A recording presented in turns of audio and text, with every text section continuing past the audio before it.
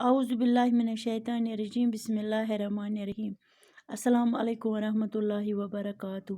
پیارے بچوں، آج کا ہمارا موضوع ہے اسم جامد، اسم مصدر، 5ویں جماعت کے لیے۔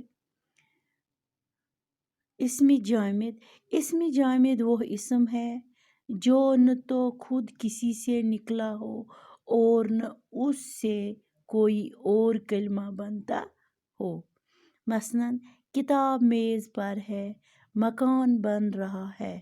ان جملوں میں کتاب، میز، مکان ایسے کلمے ہیں جو کسی کلمے سے نہیں نکلے ہیں اور نہ ان سے اور کلمات بن سکتے ہیں۔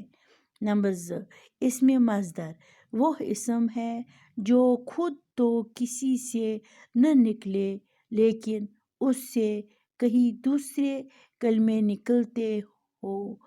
مثلاً اخبار بھیجنے والا آیا، پڑھا ہوا سبق یاد کرو۔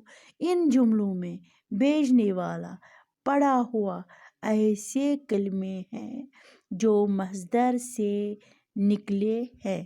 خدا حافظ۔